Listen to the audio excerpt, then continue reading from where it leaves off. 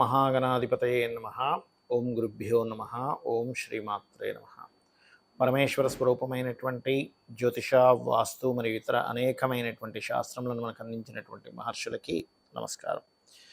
హయగ్రీవ హయగ్రీవ హయగ్రీవేతి యోవధేత్ తస్య నిస్సరతే వాణి జనుకన్యా ప్రవాహవత్. అరుణాం కరుణాతరంగితాక్షీం ధృతపాశాంకుశపుష్పబాణచాపాం అనిమాదిభిరావృతాం మయూకైః అహమిత్యేవ విభావయే భవానీం. శ్రీమాత్రే నమః. ప్రేక్షకులకి ఆ లలితాంబిక అమ్మవారి యొక్క అనుగ్రహం పరిపూర్ణంగా కలగాలని మనస్ఫూర్తి కోరుకుంటూ మనం ఈరోజు చెప్పుకోబోయేటువంటి టాపిక్ ఏమిటి అంటే, మీరు పలానా లగ్నంలో కనుక జన్మించినట్లయితే ఆ లగ్నరీత్యా లేదా లగ్నం కాకుండా రాశిరీత్యా మీ యొక్క జాతకాన్ని మీరే చూసుకొని మీకు ఏ ప్రాబ్లం జరుగుతుంది, ఆ ప్రాబ్లం తగ్గట్టుగా మీరు ఏ పరిహారం చేసుకోవాలి అంటే, మీకు మీరుగా మీ జాతకంలో ఫలానా సమస్య వచ్చిందంటే ఈ గ్రహం వల్ల వచ్చింది, నేను ఈ రకమైనటువంటి దానమో మంత్రమో అమ్మవారి నామమో ఏం చేసుకుంటే బాగుంటుంది అనేటువంటి విషయాన్ని మనం ఇప్పుడు చెప్పుకోబోతున్నాం. ఇది మీ లైఫ్ లాంగ్కి పనికి వస్తుంది. అయితే ఈ విషయాలు చెప్తుంది నేనైనప్పటికీ కూడా చెప్పిస్తుంది సాక్షాత్ లలిత అమ్మవారిగా భావిస్తూ ఒక్కొక్క లగ్నం గురించి మనం తెలుసుకుందాం. వృశ్చిక లగ్నము, వృశ్చిక రాశి. వృశ్చికం వారి కనుక చూసుకున్నట్లయితే ఇక్కడ లగ్నాధిపతి కుజుడు అవుతాడు. లగ్నంలో కుజుడు కాదు, లగ్నంలో కుజుడు ఉంటే దట్ ఈస్ డిఫరెంట్ థింగ్. కొంచెం పట్టుదల ఎక్కువగా ఉంటుంది వారికి.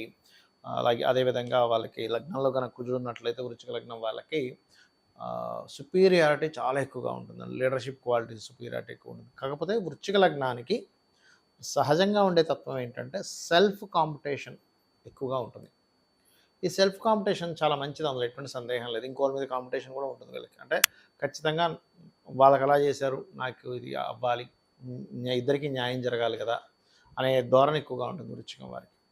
అయితే ఇది ఒక్కొక్కసారి అది ఘర్షణలోకి తీసుకెళ్తుంది, ఆ కాంపిటీషన్ మంచికి తీసుకెళ్తుంది. అది ఎప్పుడు అంటే ఈ లగ్న షష్టమాధిపతి అయినటువంటి కుజుడు శుభంగా ఉన్నాడు అంటే బాగున్నాడు జాతకంలో, చక్కగా హెల్దీ కాంపిటీషన్గా వెళ్తుంది. అలా కాకుండా ఈ కుజుడు కనుక పాపగ్రహాలైనటువంటి శత్రువులైనటువంటి శని కుజులతో కలిశాడా, మీరు గొడవలు పెట్టుకోవడం ద్వారానే మీ లైఫ్ని మీరు పాడు చేసుకున్న వాళ్ళు అవుతారు. ఇది మొట్టమొదటిగా గుర్తుపెట్టుకోండి, ఎందుకంటే లగ్నాధిపతి, మనం లగ్నం గురించి మాట్లాడుకుంటున్నాం. అలాగే ఫైనాన్షియల్ మ్యాటర్స్ కనుక తీసుకుంటే మీకు ఫైనాన్స్ ఇచ్చే గ్రహం గురువు అవుతాడు, 2, 5 అధిపతి. అయితే ఇక్కడ మీరు ఒక విషయం గుర్తుపెట్టుకోవాల్సిన అంశం ఏంటంటే, ప్రతి లగ్నానికే సహజంగా గురువు అవుతాడు, కానీ ఈ గురువు వెళ్ళి ఎక్కడ కూర్చున్నాడు, ఏ రాశుల్లో వెళ్ళి కూర్చున్నాడు అనే దాని మీద ఆధారపడి ఉంటుంది మీకు ఫైనాన్షియల్ మ్యాటర్స్ అన్నీ కూడా. ఇప్పుడు ఉదాహరణకి లగ్నంలో ఉన్నాడు అనుకోండి, క్రియేటివిటీ, విదేశాలకు వెళ్ళడం ద్వారా. 2లోనే ఉన్నాడు అనుకోండి, అప్పుడు ఏదైనా బిజినెస్ చేయడం ద్వారా. అందులో ముఖ్యంగా గురు రాశుల్లో ఉన్నప్పుడు ఇక్కడ ఆ గ్రహం ఎలా ఉంది అనేది పక్కగా గుర్తుపెట్టుకోవాలి. ఎందుకంటే ఆ గ్రహం ఏమాత్రం పాడైనా అది ఫైనాన్స్ మీద ఎఫెక్ట్ చూపిస్తూ ఉంటుంది. బిజినెస్ కారకుడు బుధుడు బాగున్నాడు, ఇక్కడ గురువు ఉన్నాడు, ఉదాహరణకి మీకు బుధుడు కూడా బాగున్నాడు, బుధుడు ఎక్కడ పాడవలేదు, అప్పుడు బిజినెస్లో అందులో ముఖ్యంగా టీచింగ్, ట్రైనింగ్, రకరకాల వస్తువులు మార్కెటింగ్ చేయించడము, ఇట్లాంటి వాటి ద్వారా కలిసి వస్తుంది. ఎందుకంటే ఈ లగ్నం వాళ్ళకి పర్టికులర్గా 2, 5, 8, 11 బుధ గురువులకు వస్తుంది. అది షేర్ మార్కెట్ వైపు తీసుకెళ్తూ ఉంటుంది. మీకు గనక షేర్ మార్కెట్ యోగాలు బలంగా బాగున్నాయి అన్నప్పుడు ఖచ్చితంగా దాని ద్వారా కలిసి వస్తూ ఉంటుంది. రైట్. కాబట్టి ఈ గురువు మీకు ఒక ఉదాహరణకి ధన సంబంధించిన విషయంలో ఇబ్బంది వస్తుంది, సంతానం సంబంధించిన విషయంలో ఇబ్బంది వస్తుంది అంటే దాని అర్థం మీకు మీ యొక్క జూపిటర్ పాడయ్యాడు, నీచ స్థానంలో ఉండడము, పాపగ్రహాల మధ్యన ఉన్నాడు అని అర్థం చేసుకొని మీరు దక్షిణామూర్తి ఆరాధన చేయడము. ఆ గురువు వెళ్ళి ఏ గ్రహాలతో కలిసి పాడయ్యాడు, సహజ పాపగ్రహాలతో పాడయ్యాడా, మీ లగ్నానికి పాపులైనటువంటి గ్రహాలతో పాడయ్యాడా చూసుకోవాలి. అప్పుడు ఆ గ్రహాలకు సంబంధించిన దానం ఇవ్వడం అనేటువంటి చేస్తూ ఉండండి. ఇక అదేవిధంగా 3, 4 అధిపతి సహజంగా శని అవుతాడు. ఈ 3, 4 ఆధిపత్యం శని అయినప్పుడు సర్వసాధారణంగా ఏంటంటే ఇది ఎటువంటి ఫలితాలు ఇస్తుంది అంటే, కొన్ని సందర్భాల్లో ఈ శని బాగుంటే పర్లేదు, కాకపోతే ఏమాత్రం పాడైనా ఇది ఎడ్యుకేషన్ మీద, కొనేటువంటి గృహం మీద, ఉండేటువంటి స్థలాల మీద ఎఫెక్ట్ చూపిస్తూ ఉంటుంది. అంటే మీకు కనుక సాటర్న్ పాడయ్యాడు, అప్పుడు ఆల్మోస్ట్ ఏదైనా ప్రాపర్టీ కొనడం, అమ్మేసి మళ్ళీ ఇంకోటి కొనడం అనేవి ఖచ్చితంగా జరుగుతూ ఉంటాయి. కాకపోతే ఎక్కువగా పాడైతే మాత్రం ఎట్టి పరిస్థితుల్లోనే మీరు ప్రాపర్టీ తీసుకునేటప్పుడు వీలైనంత మటుకు మీ జీవిత భాగస్వామి లేదా పిల్లల పేరు మీదే తీసుకోండి. సాటర్న్ కనుక ఈ లగ్నానికి, వృశ్చిక లగ్నానికి కనుక పాడైతేనే చెప్పేది. పాడవలేదండి, బాగున్నాడు, శని మంచి స్థితిలో ఉన్నాడు, ఉచ్చస్థానంలో ఉన్నాడు, లేకపోతే శుభగ్రహాలతో ఉన్నాడు, ఇంక తిరుగులేదు అంటే మీరు ఏ ప్రాపర్టీ కొన్నా అది తొందరగా కలిసి రావడము బాగుంటుంది. అదేవిధంగా సహజంగా వృశ్చికం వారికి ఏంటంటే పుట్టిన స్థలం, పుట్టిన స్థలము, పుట్టినటువంటి ఇంటి నుంచి అంటే ఏ ఇంట్లో అయితే పుడతారో అక్కడి నుంచి మారడం లాంటివి కూడా ఇస్తాడు సహజంగా ఈ యొక్క దీనికి. అదేవిధంగా ఇక్కడ గురువు పంచమాధిపతి కూడా అవుతున్నాడు కాబట్టి గురువు బాగున్నాడు అనుకోండి, వీళ్ళకి సంతానం కలిగినప్పటి నుంచి లైఫ్లో గ్రోత్ ఉంటుంది, ఖచ్చితమైనటువంటి గ్రోత్ ఇస్తాడు అక్కడ. అదేవిధంగా ఈ లగ్నానికి షష్టమాధిపతి మనం ఇందాక మాట్లాడుకున్నాం ఆల్రెడీ, కాంపిటీషన్ రిలేటెడ్ సంబంధించింది ఉంటుంది అని. అయితే ఈ 7th and 12th లార్డ్ శుక్రుడు అయినందుకు సర్వసాధారణంగా వృశ్చికం వారికి ఏంటంటే శుక్రుడు ప్రధానంగా మీకు వివాహ జీవితాన్ని చూపిస్తూ ఉంటాడు. అంటే వివాహ జీవిత భాగస్వామి ఎలా ఉంటుంది, వివాహ జీవితం ఎలా సాగుతుంది. ఎందుకు జీవితం అంటున్నానంటే ఈ 7th and 12th లార్డ్ రెండు కూడా శుక్రుడే అయ్యాడు ఇక్కడ. సో ఎప్పుడైతే 7, 12 అధిపతి శుక్రుడు అవుతాడో, 7వ స్థానం అంటే వివాహము, వివాహ జీవిత భాగస్వామి, 12వ స్థానం అనేటువంటిది వివాహం తర్వాత ఉండేటువంటి జీవితాన్ని చెప్పేది 12వ స్థానం. పూర్వజన్మ కర్మ 12లో ఉంటుంది, ఏది వివాహ సంబంధించిన కర్మ. పూర్వజన్మల్లో మీరు స్త్రీ కావచ్చు, పురుషుడు కావచ్చు, మీ యొక్క జీవిత భాగస్వామి పట్ల మీరు ఎలా ఉన్నారు, దానివల్ల మీకు ఎట్లాంటి ఎఫెక్ట్ పడుతుంది, ఇట్లాంటివన్నీ ఉంటాయన్నమాట. సో వీనస్ ఈజ్ మోస్ట్ అంటే వివాహ జీవితం మీద ఎక్కువ ప్రభావం చూపిస్తుంది. అందరికీ శుక్రుడే, కానీ ఈ వృశ్చిక లగ్నానికి మరింత ఎక్కువగా చూపిస్తాడు. అందుకని వీనస్ బాగున్నాడా లేదా, వీనస్ కనుక పాడయ్యాడు దానికి సంబంధించిన రెమెడీ చేసుకోవాలి. లేనట్లయితే ఏమవుతుందంటే వీనస్ ఒక్కోసారి కేతువుతో ఉంటాడు. కొంతమందికి శుక్రుడు 12లోనే ఉండి శుక్రుడితో పాటు కేతువు ఉన్నాడు అనుకోండి, అప్పుడు ఏమవుతుందంటే వీళ్ళు వివాహ సంబంధించిన విషయంలో రాంగ్ స్టెప్ వేయడము. అంటే ఇక్కడ వివాహం అనేటువంటిది పర్టికులర్గా మీరు మీ శుక్రుడు ఎక్కడున్నాడో చూసుకొని, మీకు పర్టికులర్గా వివాహాన్ని ఇచ్చేటువంటి గ్రహం శుక్రుడితో పాటు ఇంకే గ్రహం అయింది అనేటువంటిది చూసుకొని మీరు దాన్ని బట్టి ప్లాన్ చేసుకోవాలి ఎప్పుడు కూడా. ఆ రకంగా కనుక మీరు ప్లాన్ చేసుకున్నారు అంటే అప్పుడు బాగుంటుంది. చాలామంది చేసే మిస్టేక్ ఏంటంటే కేవలం వివాహ పొంతం చేసేటప్పుడు పాయింట్స్ చూసుకుంటారు. 18 పాయింట్లు 36కి 18 పాయింట్లు వస్తే చేస్తారు, కానీ అది కంప్లీట్గా రాంగ్. ఎందుకంటే అది కేవలం కొంతవరకే, ఒక 5% వరకే దానిది. కానీ 95% ఆఫ్ ఇది మీ జన్మజాతకంలో వివాహ జీవితం ఎలా ఉంది, దానికే రెమెడీలు చేసుకోవాలి. వచ్చేటువంటి జీవిత భాగస్వామి యొక్క జాతక చక్రంలో వివాహము, వివాహ జీవితం ఎలా ఉంది, ఇద్దరి యొక్క మైండ్ సెట్స్ కలుస్తున్నాయి, అట్రాక్షన్స్ కలుస్తున్నాయి అనేటువంటి చాలా ముఖ్యమైనటువంటి అంశం. అలాగే ఇక్కడ మరొక విషయం ఏంటంటే ఇక్కడ శుక్రుడు బాగున్నాడు అనుకోండి, వివాహం అయినప్పటి నుంచి వీళ్ళు విదేశాలకు వెళ్ళడము, లగ్జరీ లైఫ్ అనుభవించడం జరుగుతుంది. ఏది శుక్రుడు బాగుండి శుక్ర మహాదశలు వచ్చినప్పుడు అది వివాహం ద్వారా కలిసి వస్తుంది కూడా, ఏది వీళ్ళకి కనుక బాగుంటాయి. కానీ అందరూ ఏమనుకుంటారు, వ్యయాధిపతి కదండి శుక్రుడు ఏం కలిసి రాడు అనుకుంటారు. అలా కాదు, వ్యయాధిపతి అయినప్పుడు అది గనక ఒకవేళ విదేశీ ధనయోగాన్ని ఇస్తుంది అనుకోండి, వ్యయాధిపతి మహాదశల్లోనే విదేశీ ధనయోగం ఇస్తుంది. విదేశీ ధనయోగం ఉంటే మీ జాతకంలో, అది గుర్తుపెట్టుకోండి. ఇక బుధుడు 8, 12 11 అధిపతి అయ్యాడు.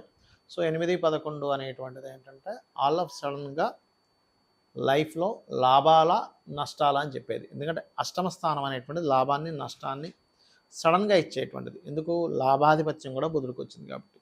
ఇది చాలామంది చూడండి, నేను పలానా వ్యాపారం పెట్టానండి అద్భుతంగా వెళ్ళిపోయాను, ఇంకొంతమంది వ్యాపారం పెట్టి డౌన్ఫాల్ అయ్యాను అంటూ ఉంటారు. అంటే దాని అర్థం ఏమిటంటే మీ లగ్నాత్ బుధుడి యొక్క స్థితి పాడైతే డౌన్ఫాల్ అవుతారు, బాగుంటే హై రేంజ్లోకి వెళ్తారు. అది బాగున్నాడా పాడయ్యాడు అనేటువంటిది పిఏసి అంటాం, అంటే ప్లేస్మెంట్ ఆస్పెక్ట్ మీద కంజంక్షన్ బట్టి చూసుకోవాలి. ఎక్కువ అప్ అండ్ డౌన్స్ ఎక్కువగా జరుగుతున్నాయి మీకు లైఫ్లో, వ్యాపారంలో, అప్పుడు ఏం చేయాలి, విష్ణు సహస్రనామాలు చదువుకోవడము, అదేవిధంగా గోవుకి గోంగూర తినిపించడము, మరియు ఆ బుధుడు ఏ పాపగ్రహాలతో కలిసాడో ఆ పాపగ్రహాలకి దానం ఇవ్వడము, ఇట్లాంటివన్నీ చేస్తూ ఉంటాను. ఆ పాపగ్రహ సంబంధించినవి దానాలు ఇవ్వడం అని చేసుకుంటూ ఉంటే సరిపోతుంది. ఇక సహజంగానే 9వ అధిపతి చంద్రుడు, దశమాధిపతి రవి.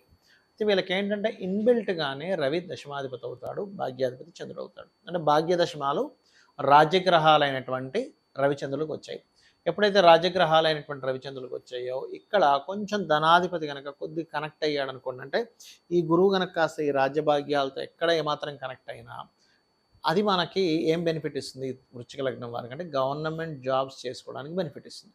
అంటే ప్రభుత్వ ఉద్యోగానికి యోగించేటువంటి కాంబినేషన్ వృశ్చికం వారికి ఇన్బిల్ట్గా ఉంది. ఇక్కడ ఏంటంటే మనం అర్థం చేసుకోవాల్సింది, ఇన్బిల్ట్గా ఏ యోగం ఉంది, ఇన్బిల్ట్గా ఉన్న యోగం ఫ్రూట్ఫుల్ అవుతుందా లేదా. అందరు వృశ్చిక లగ్నం వాళ్ళు గవర్నమెంట్ జాబ్ చేయరు, ఎందుకు, ఇన్బిల్ట్గా ఉన్న యోగం ఫ్రూట్ఫుల్ అవ్వాలి.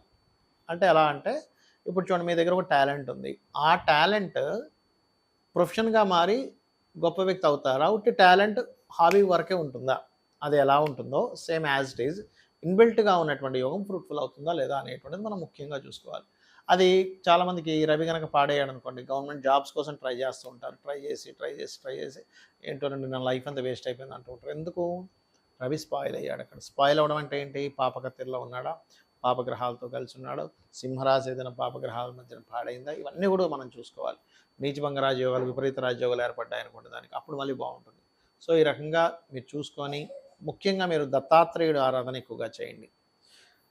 అదేవిధంగా గవర్నమెంట్ జాబ్ రావాలనుకునేటువంటి వారు పర్టికులర్గా ఓం శ్రీమాత శ్రీ మహారాజ్ని శ్రీమత్ సింహాసనేశ్వరి నమః చేసుకోండి, లేదా ఓం మాణిక్య మకుటాకార జానుద్వై విరాజితాయ నమః చేసుకోవడము, సూర్య భగవానుడికి అర్ఘ్యం మొదలైనవి ఇవన్నీ చేయండి, అన్ని విధాలు బాగుంటుంది. అయితే ఇక్కడ మరి జాతచక్రం లేదు అన్నప్పుడు ఏం చేయాలి?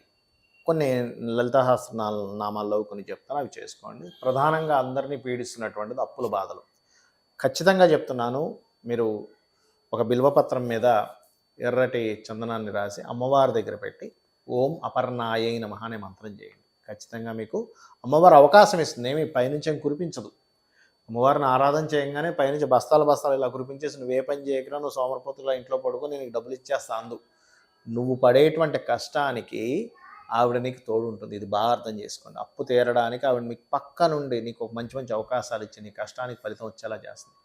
ఫైనాన్షియల్గా బాగా ఇబ్బంది ఉందండి అన్నప్పుడు ఓం సంపత్కరీ సమారూఢ సింధుర వ్రజసేవితాయే నమః, లేదా ఓం ధర్మాధార ధనాధ్యక్ష ధనధాన్య వివర్ధినియే నమః. ఇది చేస్తూ శుక్రవారాలు చపాతీలు తీసుకోండి, 3 చపాతీలు చక్కగా నూనె వేయకుండా కాల్చినప్పుడు చపాతీలకు తేనె పూసి వాటిని చక్కగా చిన్న చిన్న ముక్కలుగా చేసి గోవుని అమ్మవారి స్వరూపంగా భావిస్తే ఇవి తినిపించండి. ఖచ్చితంగా మీకు అమ్మవారి అనుగ్రహంతో ధనప్రాప్తి వస్తుంది, మీ కష్టానికి ఫలితం వస్తుంది. కష్టపడాలి, ఒకటి గుర్తుపెట్టుకోండి.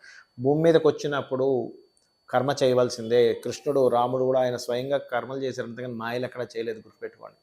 అలాగే కొంతమందికి హెల్త్ ప్రాబ్లమ్స్ ఉంటాయి. అలాంటి వారు ఏం చేయాలంటే ఒక గ్లాస్లో నీళ్ళు తీసుకొని ఆ చెంచాతో ఆ నీటిని చూస్తూ ఓం సర్వవ్యాధి ప్రశమని సర్వమృత్యు నివారిణి అగ్రగణ్య అచింత్య రూప కలికల్లమశనాశిని నమః అనుకుంటే ఇంకో గ్లాసులో వేస్తూ లాస్ట్లో మళ్ళీ ఆ పరమేశ్వరుడికి ఆ యొక్క నీటిని సమర్పించినట్టు చేసి దాన్ని ప్రసాదంగా తీసుకొని తాగండి.